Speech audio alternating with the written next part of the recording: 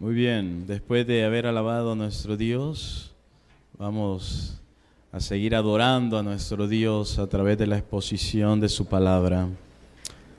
¿Cómo introducir a alguien que ha influenciado tanto en mi vida? Un amigo, un hermano, un mentor, profesor, pastor. Y podría describir de tantas maneras a nuestro hermano. Sin embargo, reconozco que es la gracia de Dios en su vida. Y esa gracia le ha dotado para que nosotros ahora podamos beneficiarnos y escuchar la palabra de Dios a través de este gran siervo. Quisiera que se pueda acercar mi hermano y amigo, Dr. Evis Carballosa.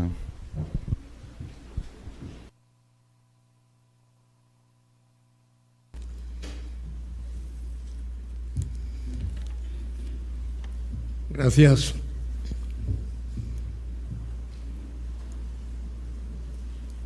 A ver si está o no. ¿Está? Muy bien. Es un gusto verles a todos. Hermanos, hermanas, jovencitos, niños. Qué lindo es estar aquí. Hace 17 años que estoy viniendo aquí todos los años.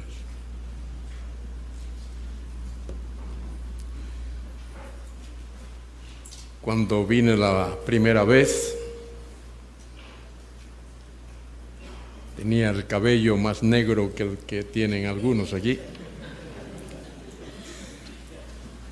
Y lo tengo ahora sí, no porque me han hecho sufrir. Es solo parte del proceso de la vida. Es una bendición compartir con vosotros. Durante estos 17 años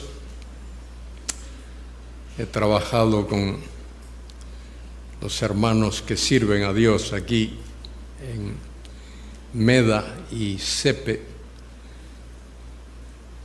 Carlos Montoya, el presidente de la institución, que está fuera,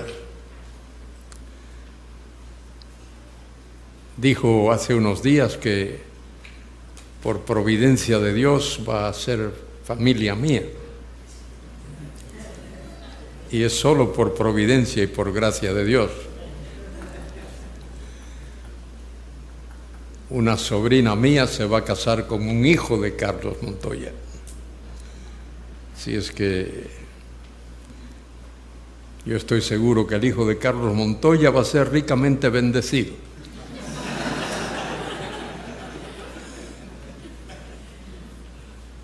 Porque mi sobrina es tremenda.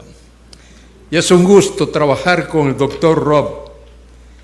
A este hombre y a su familia uno no puede más que amarlo. Querido doctor, qué bendición eres para todos nosotros y tu querida familia, todos los miembros de la familia. Gracias a Dios por haberte traído aquí y por usarte como un canal de bendición para nosotros y para los alumnos también. Gracias a Dios. Mi querido hermano, exalumno, amigo, yo le digo cariñosamente el Chino Montoya, porque como sabéis, todo el mundo le dice el Chino, y está casado con una hija de Carlos. Así es que le digo cariñosamente el Chino Montoya. Él anunció que hay unos libros ahí que están vendiendo baratos. Yo voy a que me reserve una copia. Dígale al Chino que me reserve. Quiero comprar una copia de ese libro. Acabo de regresar esta tarde de El Reino de Tela. ¿Hay alguien aquí del Reino de Tela? Allá hay alguien del Reino de Tela. Solo una persona, no hay más.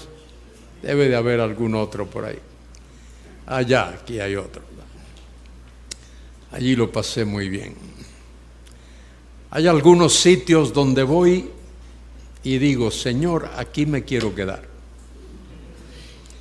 Allá en España hay un pueblo en el sur de España que se llama Moguer. De ahí era Juan Ramón Jiménez. Aquí nadie se va a acordar de Juan Ramón Jiménez, pero fue Premio Nobel de Literatura. Escribió una obra que se llama Platero y yo. Habla de un burrito que él tenía. Y ese pueblo es un encanto. Ahí me quedaría yo a vivir toda mi vida.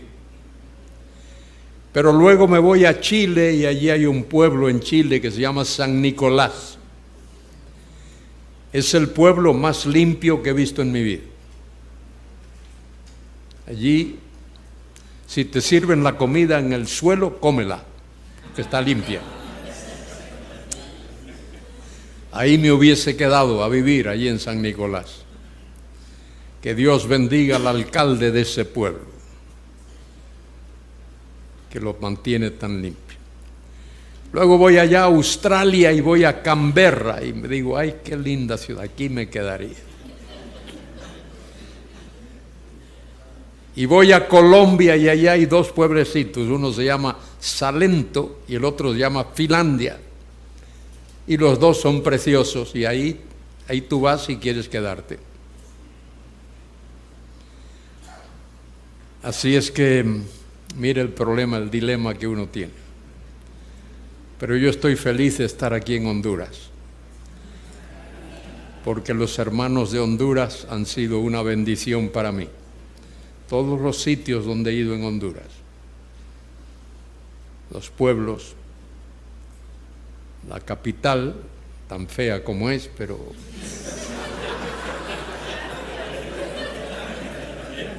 pero miren, lo feo tiene su encanto también. Lo feo. ¿Hay alguien aquí de Tegucigalpa, de la capital? ¡Ay, Señor! Perdón, Señor, in nomine Patri, Filio y Espíritu Santi.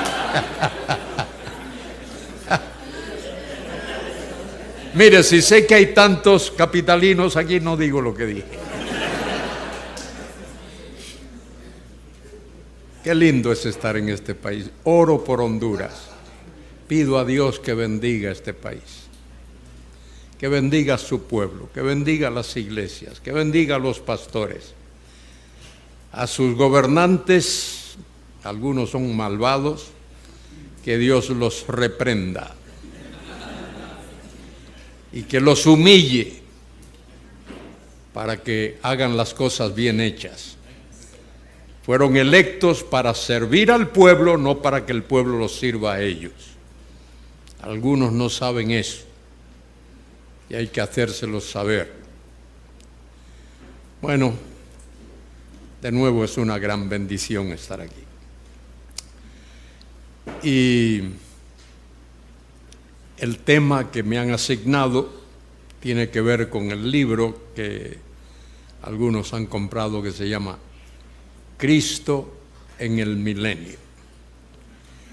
En realidad el título de ese libro debería de ser La gloria de Cristo en el milenio. La gloria de Cristo en el milenio.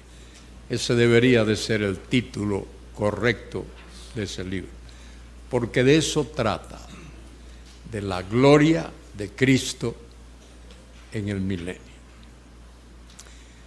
Y esta reunión debe terminar a las 9, pero el reloj no creo que esté bien. Yo no sé si alguien hizo trampa ahí con ese reloj o qué pasó. Pero cuando vea que alguien comienza a dormirse, termina. El tema que voy a tratar, vamos a estudiar, vosotros y yo, durante estos 2 o 3 días, es un tema de la parte de la teología que se llama escatología. Escatología, hermanas y hermanos, para aquellos que no lo sepan, significa el estudio de los últimos acontecimientos. Los últimos acontecimientos. ¿Qué es lo que va a ocurrir en los últimos tiempos? ¿Cómo Dios, el Dios Todopoderoso, va a culminar su plan? Escuchen, Dios es el autor de un plan perfecto. El plan de Dios es perfecto. Y Dios nos revela su plan en su palabra. La palabra de Dios es la Biblia. Amén. La palabra Biblia, como sabéis, significa libros. Biblia es una palabra plural. El singular es biblión, con O-N al final. Biblión es un libro. Biblia es un conjunto de libros. Es más, en la Biblia hay 66 libros. 39 de ellos en el Antiguo Testamento, 27 en el Nuevo Testamento. Y a todos esos libros, ese conjunto de libros, lo llamamos la Biblia. Y Dios nos revela su plan en la Biblia. Dios nos dice allí cómo comenzó ese plan. En el primer capítulo de la Biblia se nos enseña cómo Dios comenzó su plan. En el principio creó Dios los cielos y la tierra. Y luego ahí tenemos toda una historia dada por Dios a través de hombres. Dios usó a 40 hombres para escribir esos 66 libros. En el módulo siguiente, en junio, aquí en este plantel, en esta institución, voy a enseñar una asignatura que se llama Introducción Bíblica. Y ahí estudiamos el origen de la Biblia y cómo la Biblia se ha distribuido en el mundo. ¿Cómo comienza? Bueno, Dios nos da su plan, cómo comienza su plan. Pero no solo hace eso. Dios también nos dice cómo va a culminar su plan. Y eso nos lo da en el último libro de la Biblia, que se llama el Apocalipsis. El Apocalipsis nos enseña cómo Dios va a culminar su plan. El Apocalipsis es la revelación de la culminación del plan eterno de Dios. De manera que eso nos lo dice Dios, de manera clara. Tenemos que estudiar, tenemos que leer las Escrituras. Hay una ciencia importantísima para el estudio de la Biblia, que es la hermenéutica. Algunos, cuando oyen esa palabrita hermenéutica, dicen: eso me suena a un virus. Otros dicen: me suena a una bacteria. Eso es algo que contagia, es una enfermedad. Algunos creen eso. Pero hermenéutica es la ciencia y el arte de la interpretación. Es dos cosas. Hermenéutica es ciencia y es arte. Es una ciencia porque todas las ciencias se guían por leyes. Si tú estudias matemática, que es una ciencia, hay leyes. Si estudias química, que es una ciencia, hay leyes. Si estudias física, hay leyes. Todo lo que es ciencia se guía por leyes. Pero la hermenéutica también es un arte, porque el arte hay que practicarlo. El que es pintor, el pintor nace, pero no nace hecho. El poeta nace, pero no nace hecho. Hay que practicar. De manera que hay una ciencia que se llama hermenéutica. Hermenéutica es la ciencia de la interpretación de las Escrituras. Los pastores deben de ser buenos hermeneutas. Los que predican la Biblia deben de ser buenos hermeneutas. Los que enseñan la Biblia, los que evangelizan, deben de ser buenos hermeneutas, es decir, buenos intérpretes de la Biblia. Y la hermenéutica está basada en algo que se llama la exégesis. Exégesis viene de un vocablo griego que significa sacar fuera. Sacar fuera y poner a la luz. Por eso cuando uno hace exégesis de un pasaje de la Biblia, uno extrae el significado y lo muestra. Le dice a los alumnos, aquí está el significado. Y la hermenéutica tiene leyes, como acabo de decir.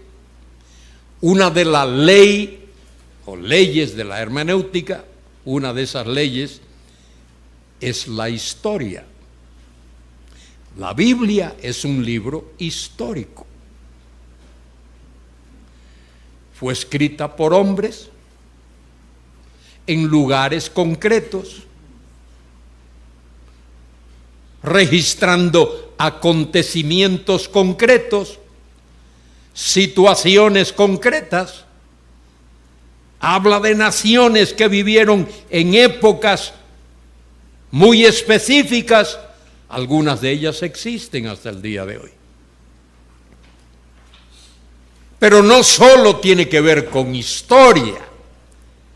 La hermenéutica también tiene que ver con gramática.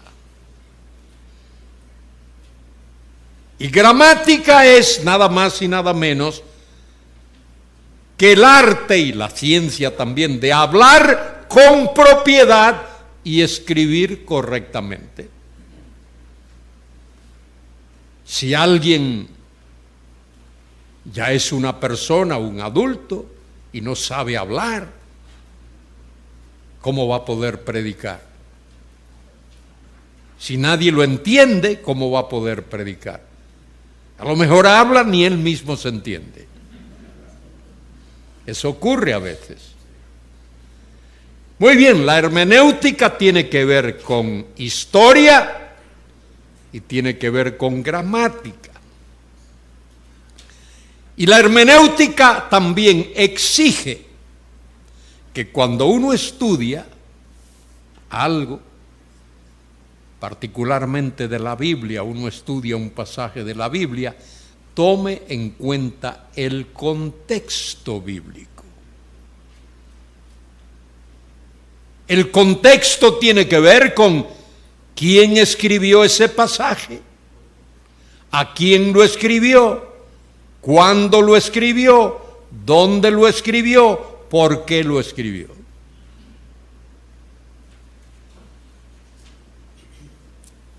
Eso es parte de la hermenéutica. Hay que estudiar el pasaje. De manera que este tema que abordamos ya esta noche, la gloria de Cristo en el milenio, hay que estudiarlo en el contexto bíblico. Fíjense, ahí hay 3 palabras: gloria, Cristo y milenio. Gloria, Cristo y milenio. Esas 3 palabras hay que entenderlas.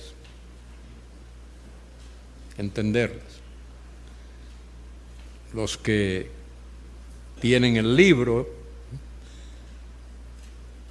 que se está vendiendo aquí, ahí van a ver que el autor explica esos términos, y deben de, los que tengan el libro, que no lo tengan para que coja polvo en casa. Algunos tienen libros y esos libros solo acumulan polvo, nunca se leen. Gloria. Esa es la primera palabra. La palabra gloria en el Antiguo Testamento es la palabra, ahí la palabra kabod, terminado en D, kabod. En el Antiguo Testamento hay como 20 palabras que se traducen gloria, pero kabod es la palabra más común. La palabra más común. Cuando se habla de la gloria de Dios, casi siempre es la traducción de esa palabra. Y en el Nuevo Testamento el equivalente a la palabra kabod es la palabra doxa. De ahí viene la palabra doxología. En las iglesias se cantan doxologías. A Dios el Padre Celestial, al Hijo nuestro Salvador, al Eternal Consolador, unidos todos a alabar. Eso es una doxología hermosa, bíblica. Entonces, gloria es una palabra importantísima en el Antiguo Testamento. Porque los creyentes, tanto del Antiguo Testamento como los del Nuevo Testamento, somos llamados a glorificar a Dios. Es más, el propósito central del plan de Dios es su gloria. Y lo más importante que un grupo de creyentes puede hacer es glorificar a Dios, dar gloria a Dios, dar honra a Dios. Gloria es una palabra que tiene que ver con alabanza, sí, todo eso, pero la palabra gloria tiene mucho que ver con luz, con resplandor, con brillo deslumbrante. Dice allí en Lucas 2:13 que los ángeles, seres celestiales que anunciaron el nacimiento del Mesías en la tierra, dijeron o cantaron. ¿Qué cantaron o qué dijeron? Gloria a Dios en las alturas y en la tierra paz. Y la Reina Valera dice, buena voluntad para con los hombres. Quizá una mejor traducción sería para los hombres de buena voluntad. Gloria. Dios es celoso de su gloria. Y Dios se goza cuando es glorificado cuando es alabado. Y los hombres del Antiguo Testamento, piadosos hombres, alabaron a Dios. Los perversos no lo hicieron. Pero hombres piadosos, como Enoc, dieron gloria a Dios. Como Abel, gloria a Dios. Como Noé, gloria a Dios. Y luego tenemos el llamado que Dios hace a Abraham.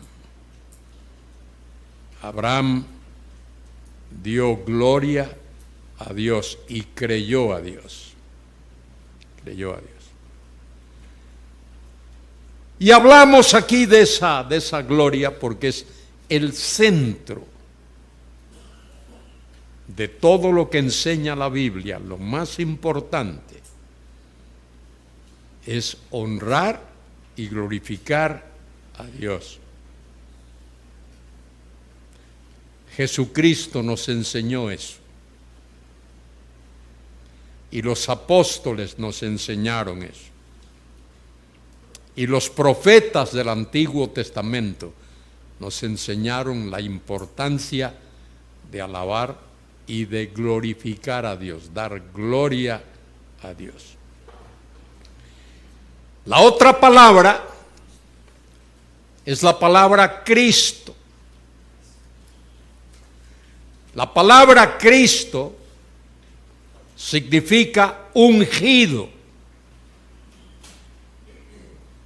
El Mesías, o como dice el hebreo, Mashiach.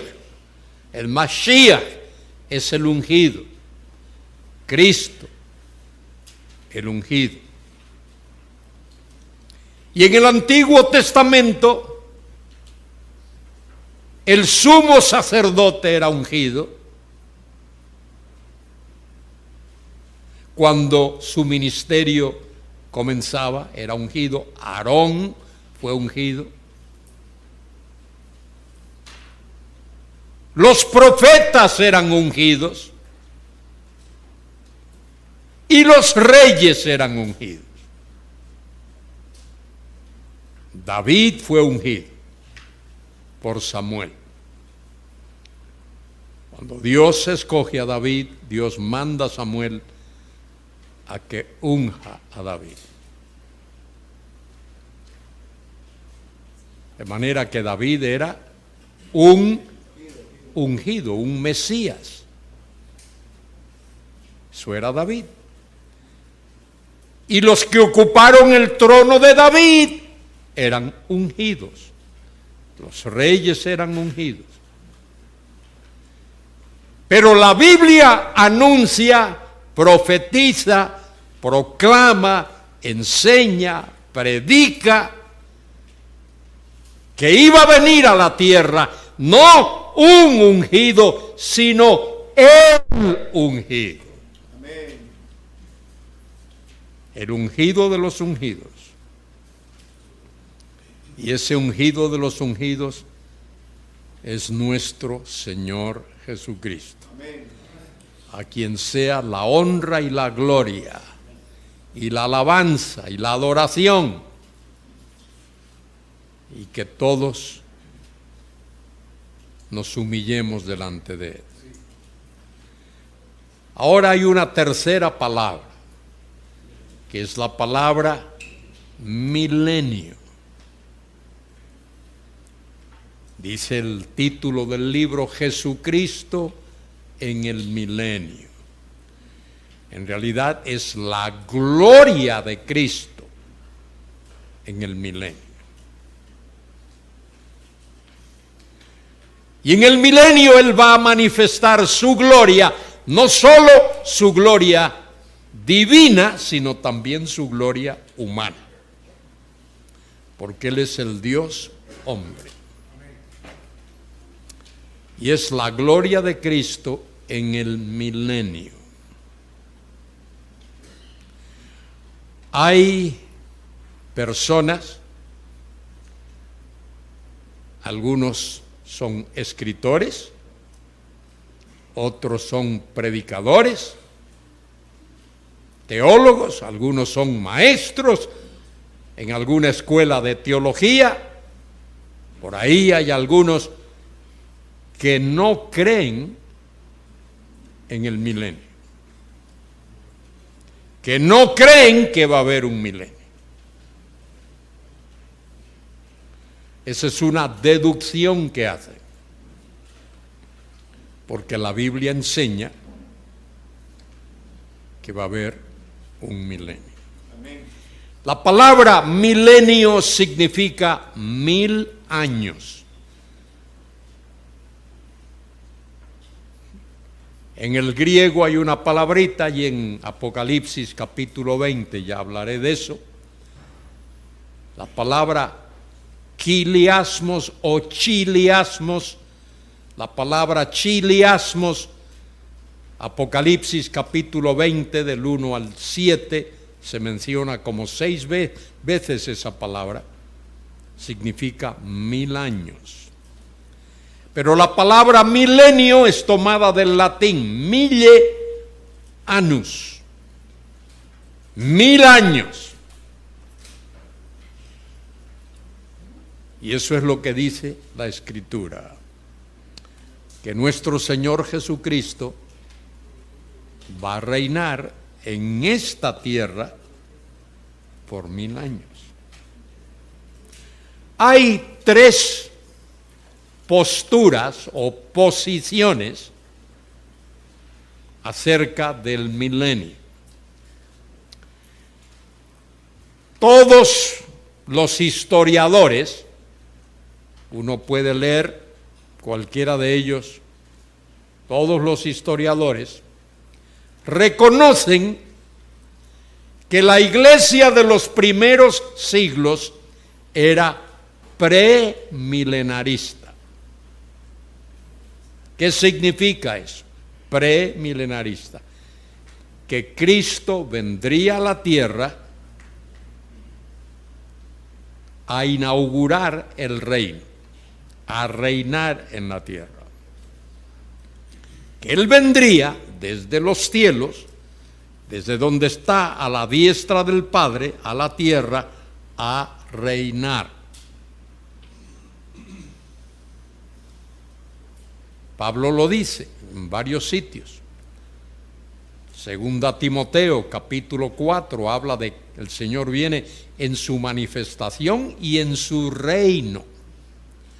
De manera que premilenarista, la palabra pre, antes o primero, viene Cristo y cuando Él venga, Él inaugura el reino.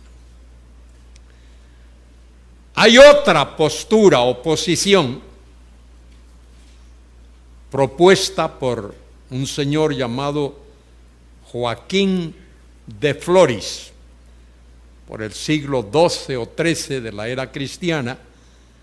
Joaquín de Floris propuso una teoría que se llama postmilenarista. Post es después. Y lo que de Floris decía era que primero es el milenio, el reino. Ahora diré algo más acerca de eso. Él decía que primero era el reino. Y al final del reino, el Señor Jesucristo venía. Y Floris decía, y muy poquitos, hoy no hay amilenaristas, muy poquitos, si hay alguno por ahí es una rareza. Y Floris decía que la iglesia, fíjese bien, la iglesia iba a convertir al mundo, que la iglesia iba a evangelizar el mundo, que el mundo se iba a convertir. Y mediante la iglesia y la predicación del evangelio iba a haber una era de paz, y esa era de paz sería el milenio, que no tenía que durar necesariamente 1000 años, pero se le llama milenio. Y fíjese, esa idea creció desde que Di Floris la propuso, y creció y se extendió, pero en el año 1914 ocurrió algo. ¿Alguien se acuerda qué ocurrió? La Primera Guerra Mundial. Aquí hay alguien que es más viejo que yo y se acuerda de eso. La Primera Guerra Mundial. Y eso fue un golpe tremendo para el postmilenarismo. Porque la Primera Guerra Mundial fue desde el 14 al 18, 1914 al 18. Y termina la Primera Guerra Mundial y el mundo comienza a prepararse para la Segunda Guerra Mundial. Y termina la Segunda Guerra Mundial por el 1940 y tantos, 45, 46, y comienza a prepararse para la guerra en Corea. Y termina la guerra en Corea y comienza la guerra en Vietnam. Y termina la guerra en Vietnam y hay guerras por todas partes en el mundo. Los periodistas y políticos que están más al día que yo en eso dicen que ahora mismo en el mundo se están peleando unas 50 guerras, en algunos países, pequeñas por ahí, pero se está peleando. Y Cristo dijo en su sermón profético: oiréis de guerras y de rumores de guerra. Bueno, el postmilenarismo como que se ha muerto, aunque por ahí hay algún vestigio de que todavía está vivo. Pero hay otra postura que es más popular. Es casi más popular que el premilenarismo. Y es algo que se llama amilenarismo. A significa no, o significa sin. Y el amilenarismo dice que no habrá un reinado terrenal de Cristo, que no habrá un reino de Cristo en la tierra.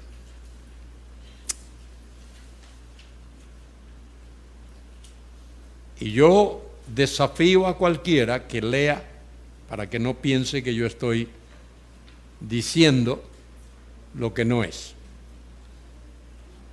Leo acerca de esto, sigo leyendo. Y todos los escritores amilenaristas dicen, fíjese lo que dicen, que ahora, en este tiempo, estamos en el reino. Que el reino ya es. Que la iglesia es el rey. Solo que esa declaración es extremadamente difícil de demostrar bíblicamente a través de una sana hermenéutica. ¿Cómo tiene que ser la hermenéutica? A ver si alguien se acuerda. Histórica, gramatical, contextual. El escenario de la historia niega esa postura. Que estemos en el reino ahora. La historia no enseña eso.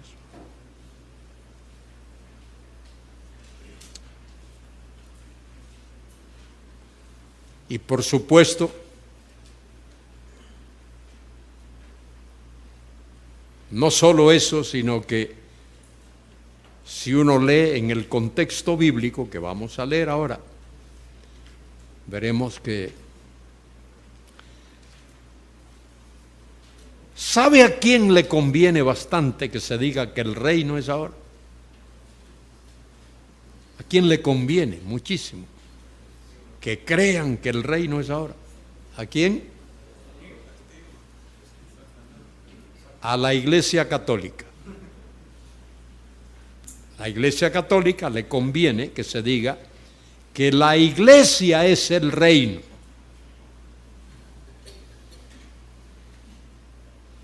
Que ya estamos en el reino. Que la Iglesia es el reino. Hemos de ver durante estos 2 días o algo así, 2 y medio que hemos de estar juntos, que el reino tiene características muy concretas. El reino se caracterizará por paz universal. Habrá paz total en el mundo. El reino se caracterizará por justicia.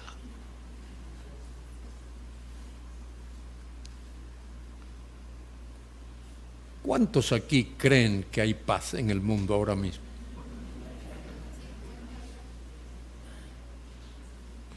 ¿Cuántos aquí creen que hay justicia en el mundo ahora mismo?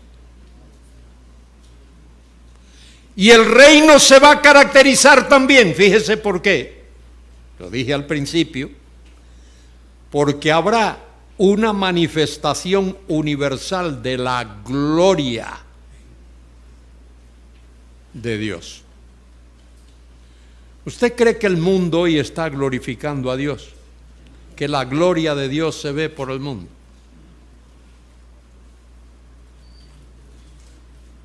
No se ve. De manera que sería muy difícil. Y lo es. Hay que forzar el texto bíblico. Hay que utilizar una hermenéutica no gramatical. Hay que utilizar una hermenéutica alegórica.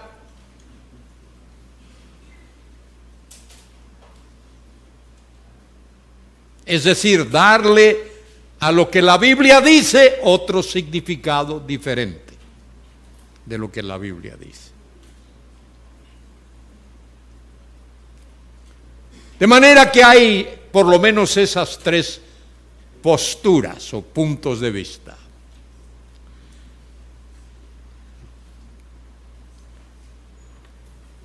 Que el milenio será inaugurado en la tierra cuando Cristo venga. Eso me lo creo. De todo corazón me lo creo. Otros creen que la iglesia va a convertir al mundo. Y después de eso, Cristo vendrá.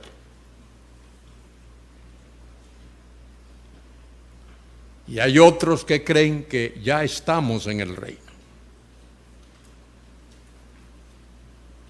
Esas 2 últimas posturas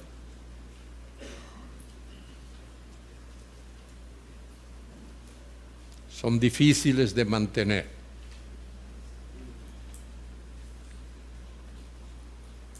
Dice Primera de Pedro.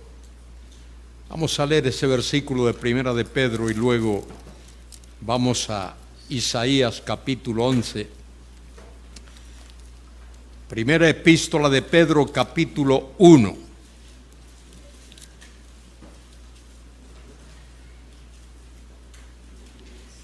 Versículo 9. Obteniendo el fin de vuestra fe, que es la salvación de vuestras almas. Y ahora viene el párrafo. Los profetas que profetizaron de la gracia destinada a vosotros inquirieron y diligentemente indagaron acerca de esta salvación, escudriñando qué persona y qué tiempo indicaba el Espíritu de Cristo que estaba en ellos, el cual anunciaba de antemano, fíjese lo que anunciaba, los sufrimientos de Cristo y las glorias que vendrían tras ellos. ¿Qué anunciaba el Espíritu de Cristo? Primero, ¿qué? Los sufrimientos de Cristo. Y segundo, las glorias que vendrían. Bueno, Cristo vino. Dios vino en la persona de Cristo. Y sufrió. Y padeció.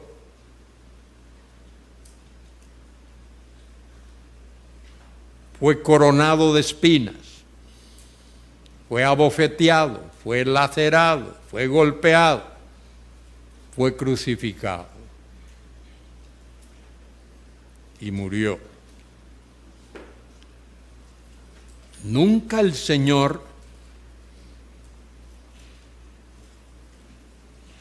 experimentó gloria cuando estaba aquí en la tierra. Injurias, sufrimientos, insultos. A Cristo lo llamaron de todo, de todo.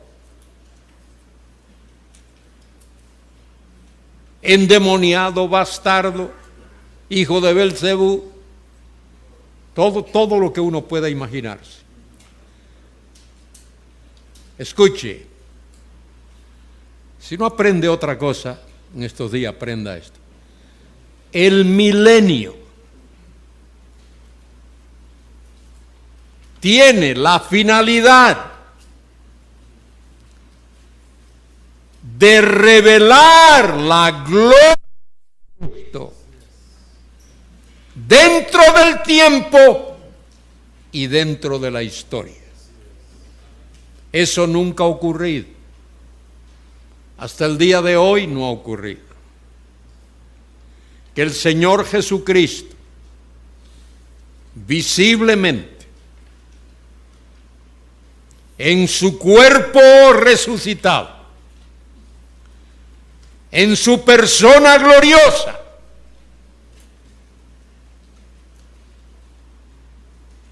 sea glorificado, adorado. Pablo lo describe allí en Filipenses 2 cuando dice que delante de él se doblará toda rodilla, de los que están en los cielos y en la tierra y debajo de la tierra. Es decir, no se quedará un solo ser viviente. Todo lo que respira adorará a nuestro glorioso Señor y Salvador. Sí, Señor, gloria a ese Dios todopoderoso. Ahora abre tu Biblia junto conmigo. Isaías capítulo 11. Este capítulo nos habla de ese reino. De ese reino glorioso.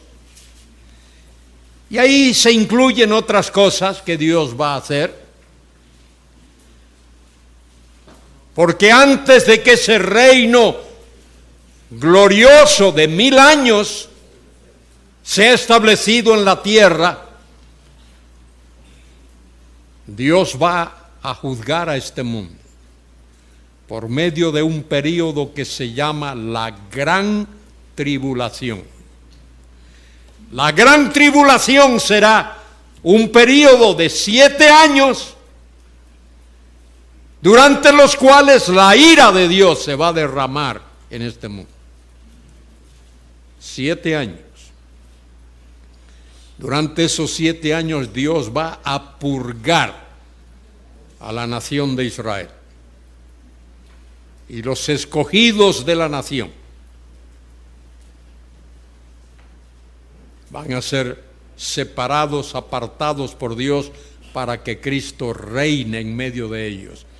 Y luego una multitud enorme de gentiles, como dice allí en Isaías en Apocalipsis capítulo 7, de todos los pueblos, todas las lenguas, todas las etnias, de todo el mundo alabarán y glorificarán a Dios. Mire lo que dice Isaías capítulo 11: saldrá una vara del tronco de Isaí. ¿Quién era Isaí? El papá de David, el rey David. Con el rey David, Dios hizo un pacto incondicional.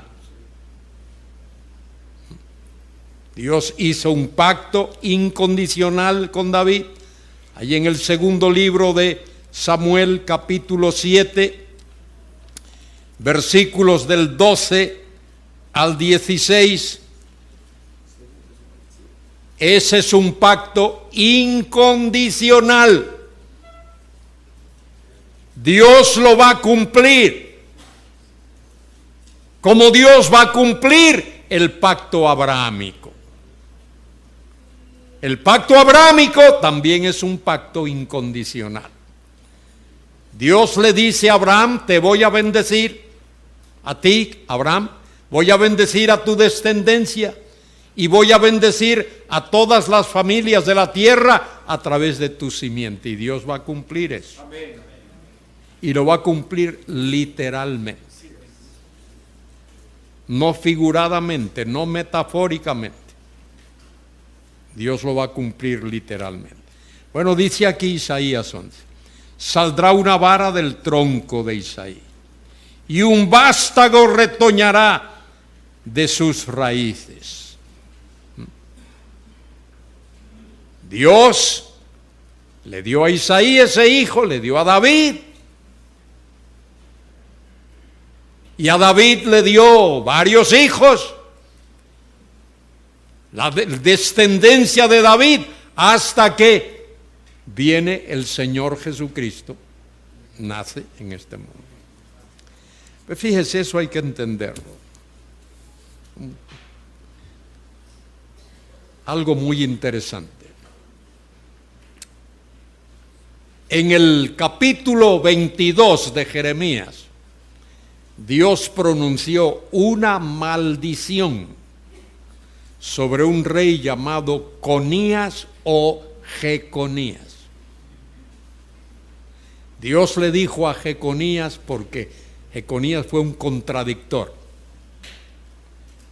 Dios le dijo: el pueblo va a ir cautivo a Babilonia.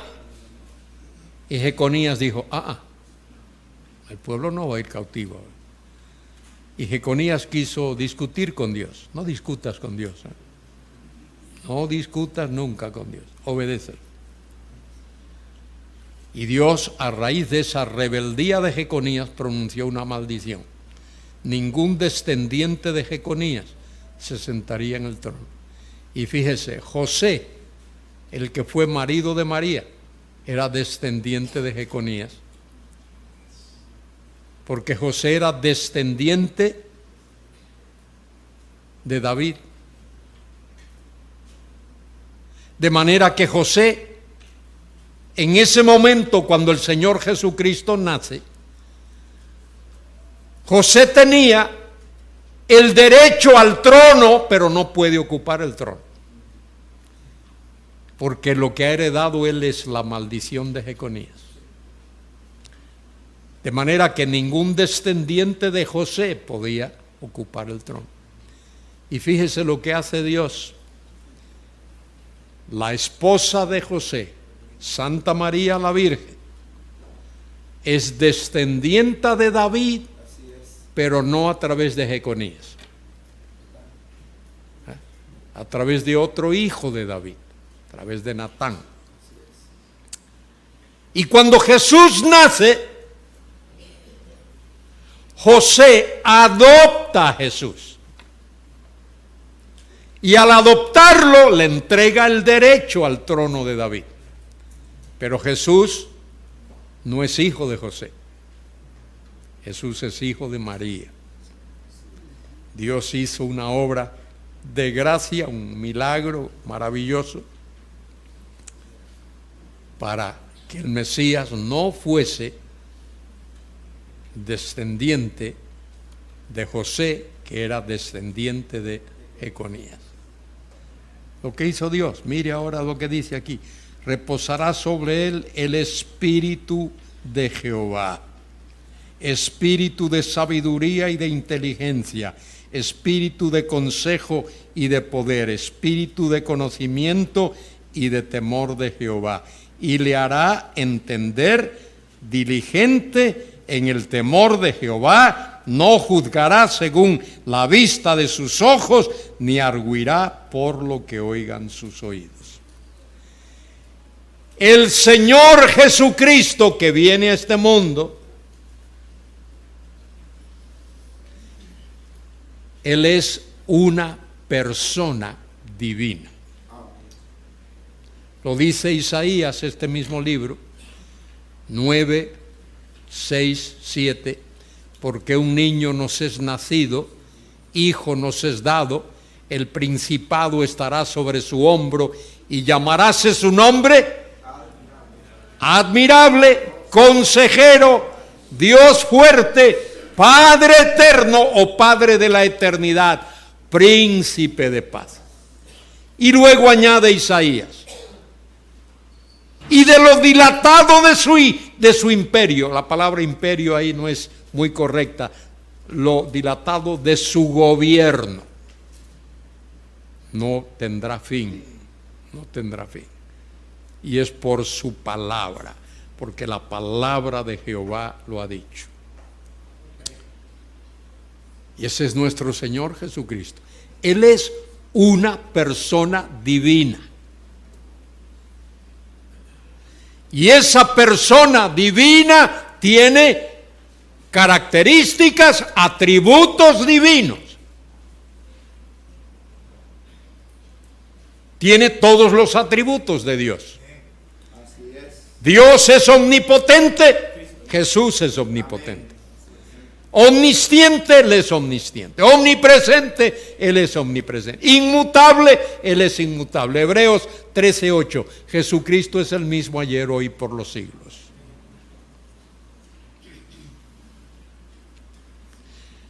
Pero esa persona divina, y esto es lo que hay que entender, que a veces no se entiende, esa persona divina que es Jesús, adopta, incorpora, añade a lo que Él es características humanas. Cristo no es dos personas. Él es una sola y única persona, una persona divina, la segunda persona de la Trinidad. Cristo no es Dios y hombre, Él es el Dios hombre, el Dios encarnado, el Dios encarnado. De manera que, ¿cuál es el propósito del milenio? Fíjese que estoy diciendo esto deliberadamente despacio. El Señor Jesucristo como persona divina en la eternidad es adorado como una de las tres personas de la Trinidad, Padre, Hijo y Espíritu Santo. El Padre es adorado, el Hijo es adorado, igualmente, para que todos adoren al Hijo como adoran al Padre y adoran al Espíritu Santo. De manera que como persona divina que Él es, Él será adorado. Pero lo acabamos de leer ahí ahora mismo en Primera de Pedro 1, 9 y 10. Él sufrió en este mundo. Como persona divina que ha tomado características humanas, Él padeció en este mundo. Eso lo explica Pedro en su sermón del día de Pentecostés. El milenio tendrá una función sumamente importante. Que ese que fue humillado, que fue vejado, que fue golpeado, que fue insultado, que fue escupido, que fue coronado de espinas, todas esas cosas, que fue humillado hasta lo sumo cuando vino a este mundo. Dentro del tiempo y de la historia, Él fue humillado. Pues dentro del tiempo y de la historia, Él será exaltado. Amén.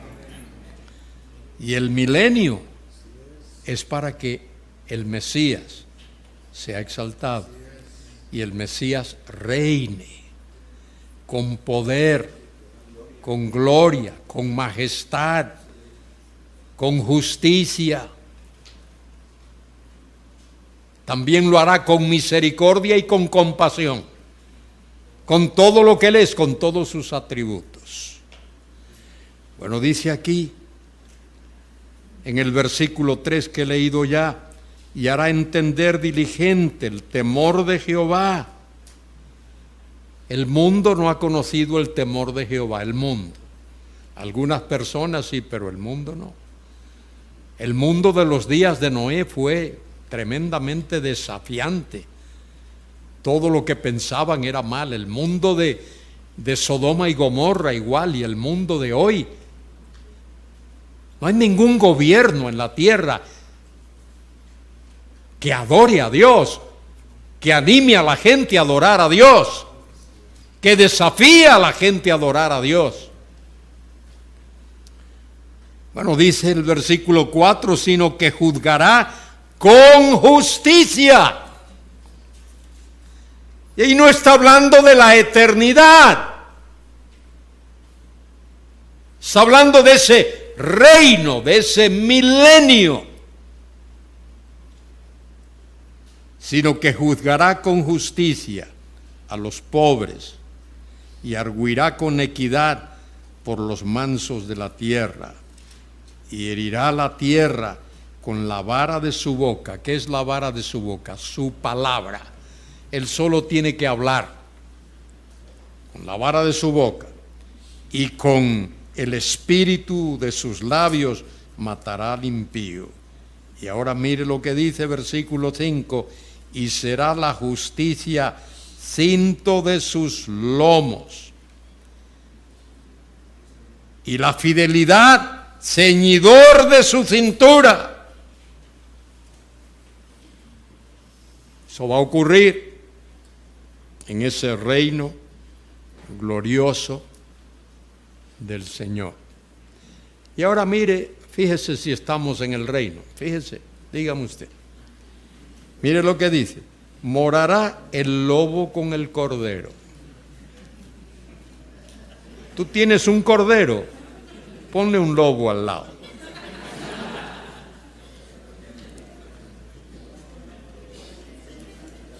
Y el leopardo con el cabrito se acostará.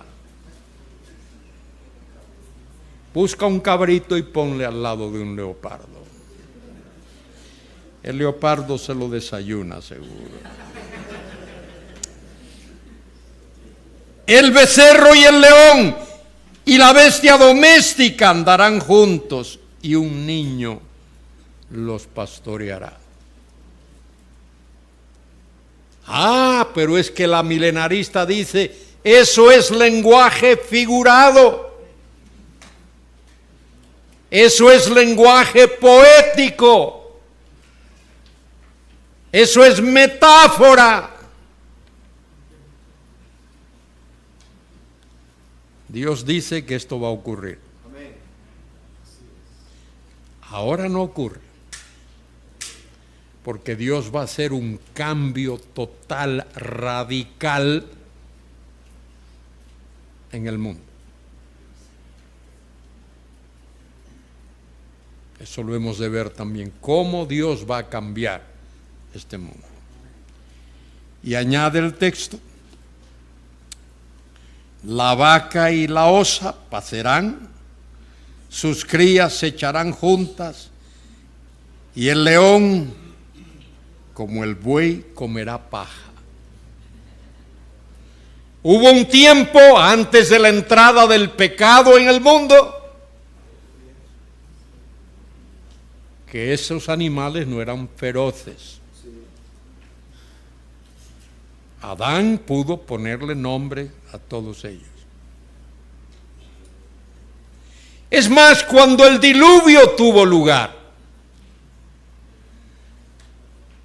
Dios hizo que esos animales actuasen civilizadamente.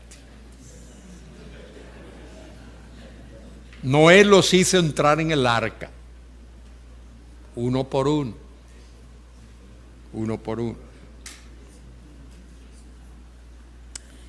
Y el niño de pecho jugará sobre la cueva del áspid, y el recién destetado extenderá su mano sobre la caverna de la víbora. Fíjese bien, no harán mal ni dañarán en todo mi santo monte, porque la tierra, fíjese, dígame si estamos en el reino ahora, mire lo que dice ahí, porque la tierra será llena del conocimiento de Jehová. ¿Está la tierra ahora llena del conocimiento de Jehová? No. Pero un día toda la tierra será llena del conocimiento de Jehová. Y no solo, Habacuc 2:14 lo dice, no solo será llena del conocimiento de Jehová, sino que será llena del conocimiento y de la gloria de Jehová. De esa kabod, de ese brillo, de ese resplandor de Dios, de esa doxa. El mundo va a experimentar una era doxológica. La tierra será llena del conocimiento y de la gloria de Jehová. Y dice, como las aguas cubren el mar. Será una llenura total. Como las aguas cubren el mar. No hay un rincón del fondo marino donde las aguas no lleguen. Bueno, toda la tierra será llena del conocimiento de Jehová como las aguas cubren el mar. Y fíjese, ese es el plan de Dios original. Dios creó el universo. En el principio, Bereshit, ese Bereshit bara Elohim. En el principio, Dios creó los cielos y la tierra. Y Dios creó los cielos y la tierra para manifestar su gloria. Y cuando Dios creó la tierra, en ese momento de crearla, la tierra no estaba apta para ser habitada. Dice que estaba desordenada y vacía. Estaba, no es que se volvió. Así Dios la creó. No apta para ser habitada. Y Dios utiliza 5 días en llenar lo que está vacío y en ordenar lo que está desordenado, porque en el 6º día Dios va a poner en esta tierra al ser humano, al hombre, que es hecho a imagen y semejanza de Dios. Es mi convicción de que Dios creó la tierra para el hombre, para el ser humano. Dios no lo creó para habitantes de Júpiter, ni de Saturno, ni de la Luna, ni creó la tierra para que ángeles la habitaran. Los ángeles tienen su habitación en los cielos, y hay libros del Nuevo Testamento que hablan de eso. En las esferas celestiales, Dios tiene la habitación de los ángeles. Pero hoy ángeles están teniendo control, tienen control. Vaya, no absoluto, solo Dios tiene control absoluto. Pero los ángeles tienen capacidades para intervenir en los asuntos de este mundo. Y es muy posible que los gobernantes, los presidentes de este mundo y los reyes de este mundo tengan a un ser angelical detrás del trono, que le está diciendo por orden satánica qué debe hacer y qué no debe hacer. Dice Hebreos 2:5 que viene el día cuando la nueva situación, la nueva tierra, la tierra del milenio, esa tierra ya no estará controlada por ángeles, ni intervenida por ángeles, porque Jesucristo, el Rey de Reyes y Señor de Señores, ha de gobernarlo todo. Él será el gobernador absoluto del universo. ¿Qué más dice el texto? Acontecerá en aquel tiempo, ese tiempo que es escatológico, que es futuro, que la raíz de Isaí, ese es el Mesías, la raíz de Isaí, la cual estará puesta por pendón de los pueblos, será buscada por las gentes y su habitación será gloriosa. Kabod, doxa, gloriosa, porque Él estará reinando supremo en la tierra, como Rey de Reyes y Señor de Señores. De paso, ¿sabe lo que dice el libro del Apocalipsis? Allí en el capítulo 11, por el versículo 18 al 20, que cuando se hace el anuncio de que Cristo viene, dice allí que los reyes de la tierra se airaron. ¿Qué es airarse? Llenarse de ira. Airarse es llenarse de ira. Hay el anuncio. Suena esa trompeta que dice, el rey viene, el Mesías viene. Y los reyes de la tierra se llenan de ira, los gobernantes de la tierra. Y se unen, se mancomunan, forman un grupo unido y ¿sabe lo que hacen? Quieren impedir que Cristo venga a la tierra. ¿Sabe por qué quieren impedir que Cristo venga a la tierra? ¿Por qué? Porque se les acabó.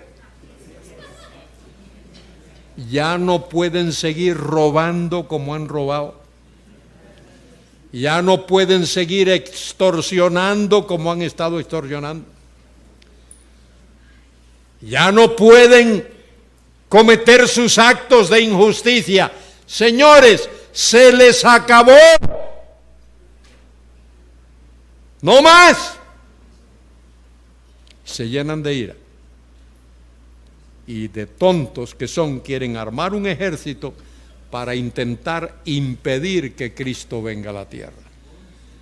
¿Puede haber algo más tonto que eso?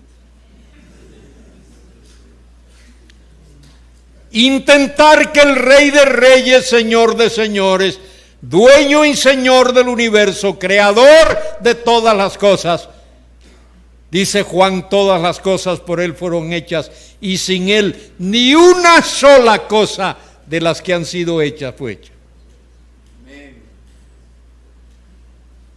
¿Cómo van a intentar? Y fíjese lo que ocurre. Mire qué interesante. Esto lo dice allí el Apocalipsis. Dice que Él viene rodeado de sus ejércitos.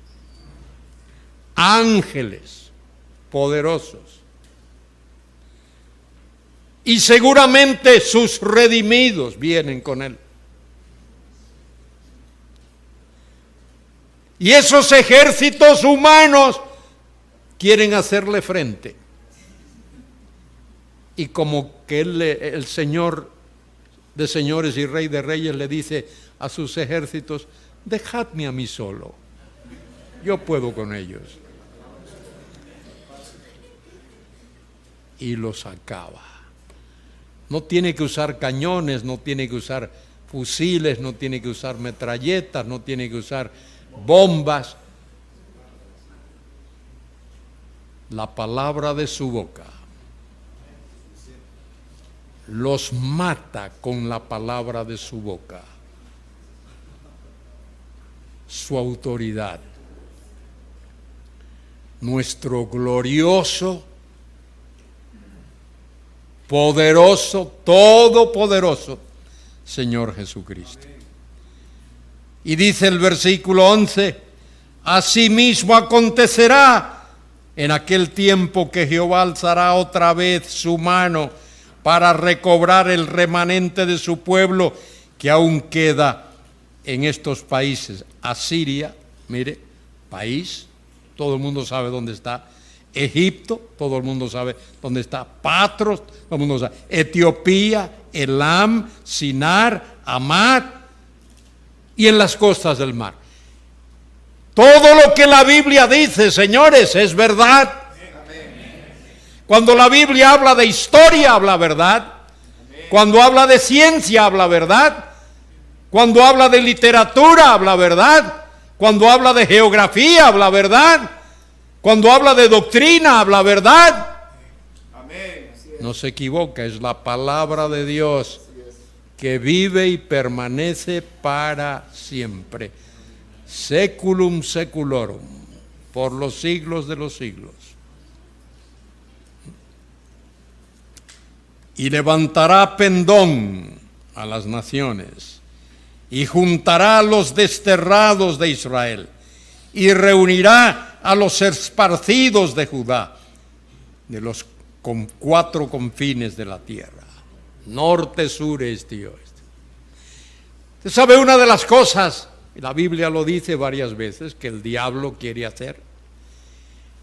El diablo quisiera, él anhelaría poder aniquilar, destruir, barrer, hacer desaparecer la simiente de Abraham de este mundo, la nación de Israel.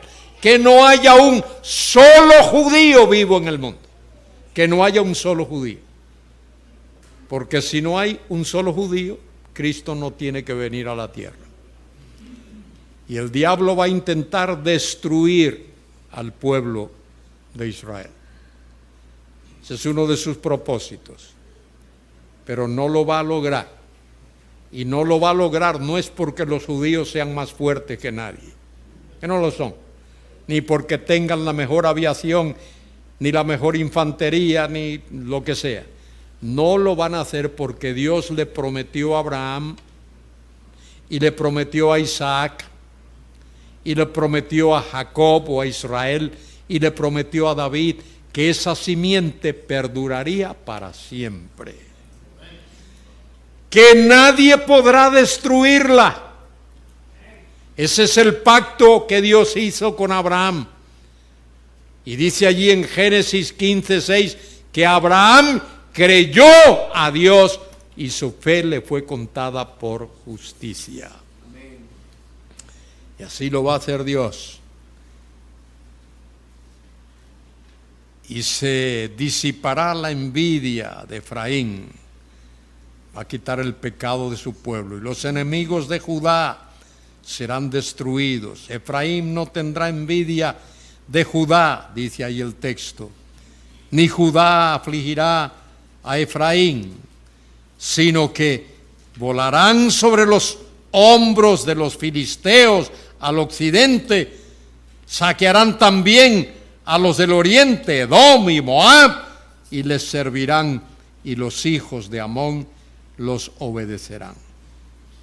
Y sacará Jehová la lengua del mar de Egipto, y levantará su mano con el poder de su espíritu sobre el río, y los echará en sus 7 brazos, y hará que pasen por él con sandalias. Milagroso lo va a hacer Dios así. Y habrá camino para el remanente de su pueblo, el que quedó en Asiria, de la manera que los hubo para Israel el día que subió de la tierra de Egipto. De manera que comenzamos hablando de la gloria del Mesías. Él ha tenido una gloria que es eterna porque Él es Dios Hijo. Desde la eternidad estuvo con el Padre. Pero en el plan de Dios, el Hijo fue enviado a humillarse. Fue enviado a este mundo a humillarse hasta lo sumo y murió. De manera que dentro del tiempo y dentro de la historia, Él fue humillado. Pero Él murió y resucitó. Y ha sido exaltado a la diestra del Padre, al lugar de honor, y está sentado a la diestra del Padre, aguardando el día, aguardando ese día, cuando Él ha de venir. Desde que Él ascendió a la gloria, hasta que Él venga, estamos viviendo en este interregno.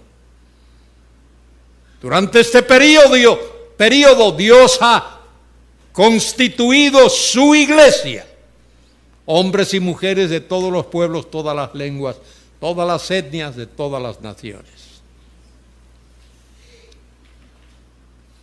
Cuando la iglesia sea completada, dice Pablo, Romanos 11:25, cuando sea completada, cuando la plenitud de los gentiles haya entrado, el Señor se ha de llevar a su iglesia a la gloria. Eso será el rapto, el traslado de la iglesia. Pablo lo enseñó en 1 Tesalonicenses 4, del 13 al 18, y en otros capítulos. En un momento, en un abrir y cerrar de ojos, a la final trompeta, dice Pablo.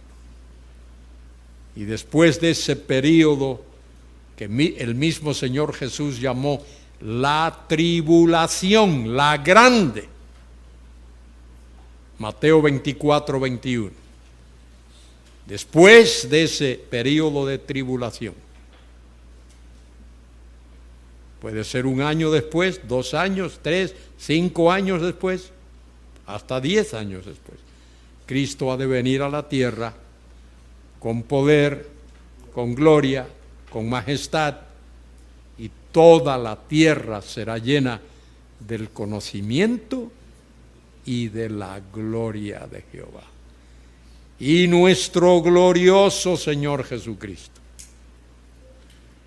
el Mesías, el ungido, ese que visiblemente manifiesta a Dios, porque Juan 1:18 dice que a Dios nadie le vio jamás.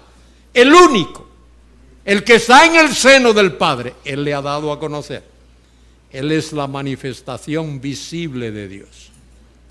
Y Él vendrá con poder, con gloria y con majestad.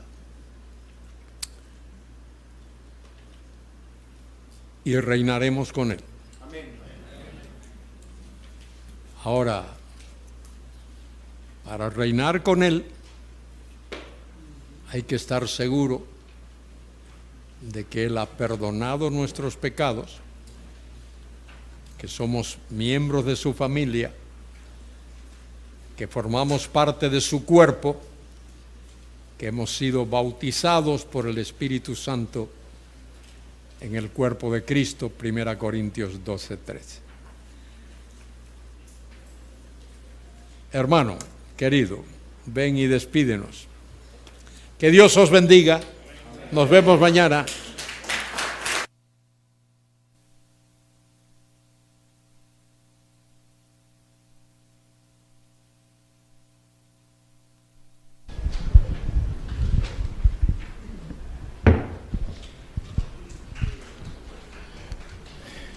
Qué bendición poder escuchar de nuestro glorioso Salvador.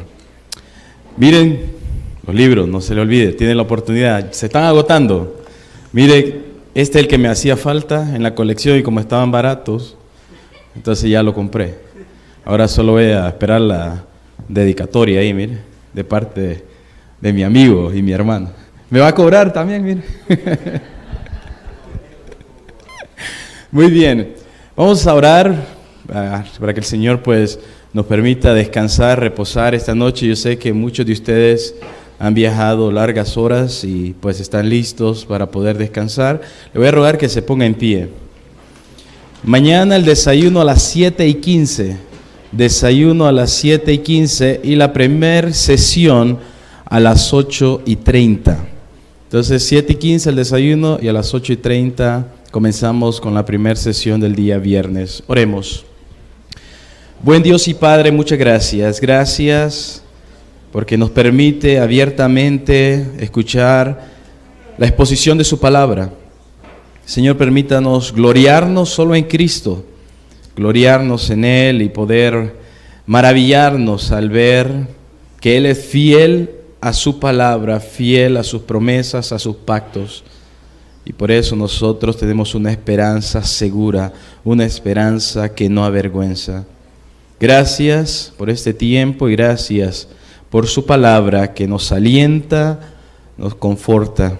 Ayúdenos a vivir de acuerdo a ella, vivir vidas dignas de este glorioso Cristo. En el nombre de Jesús. Amén. Que el Señor les guarde, el Señor les bendiga.